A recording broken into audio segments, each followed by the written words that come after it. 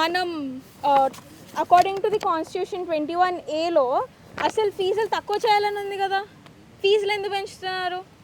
సరే గవర్నమెంట్ స్కూల్స్లో అయితే ఫీజు తక్కువనే ఉంది, మరి ప్రైవేట్ స్కూల్స్కి ఎందుకు పెంచుతున్నారు? అసలు పెంచే రైట్ ఎందుకు ఇస్తున్నారు మీరు?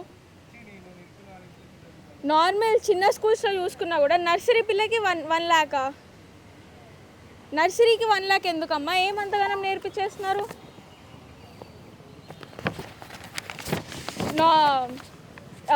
లాస్ట్ ఇయర్కి ఇయర్కి కంపేర్ చేసుకుంటే లాస్ట్ ఇయర్ స్కాలర్షిప్ 1.27 కోట్లు స్కాలర్షిప్స్కి రిలీజ్ చేస్తే ఈసారి 1.38 రిలీజ్ చేశారు. అంటే 8.3% పెంచారు. ఎక్కడ కనిపిస్తున్నాయి? స్కాలర్షిప్స్ రూపంలో అన్నీ బయటికి రావాలి కదా, ఎక్కడున్నాయి? 8.3 కాదు 15% పెంచితే కానీ స్టూడెంట్ అసోసియేషన్ ఒప్పుకోదు. 8.3% ఎక్కడ సరిపోతుంది? ఏ స్కాలర్షిప్ ఎక్కడ కనిపిస్తుంది? మీరు అలాట్ చేస్తున్నారు, నేను ఒప్పుకుంటాను, కానీ ఎక్కడ కనిపిస్తుంది? స్కూల్స్ ఇన్ఫ్రాస్ట్రక్చర్ అలానే ఉన్నాయి, హాస్టల్స్ అలానే ఉన్నాయి. స్కాలర్షిప్స్ అంటే ఇంకా దూరం మాట.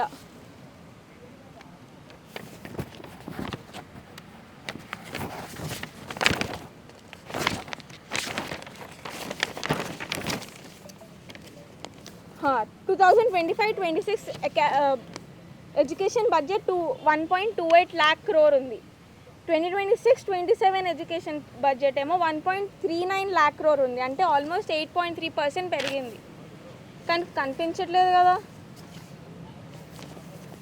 ఇదంతా కాకుండా నేను ఉమెన్ కన్వీనర్గా రీసెంట్గా పోస్ట్ వచ్చింది కాబట్టి చాలామంది ధర్నాలు చేస్తున్నారు. ఆడపిల్లలు కూడా బయటకు వచ్చి ధర్నాలు చేస్తున్నారు, కానీ ఆడపిల్లలకి సేఫ్టీ అన్న ఎక్కడ కనిపించట్లేదు. నేను రేవంత్ రెడ్డికి ఒకటి అడుగుతున్నాను, ఏంటంటే స్కాలర్షిప్ రిలీజ్ చేయాలి, అది 15%కి పెంచాలి కంపల్సరీగా.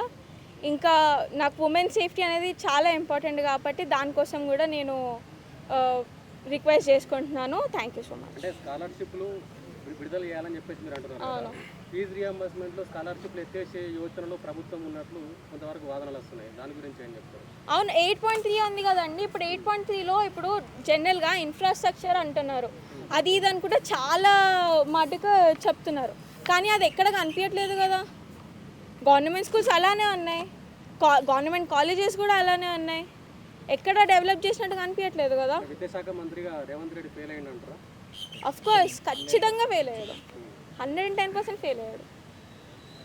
Thank you so much.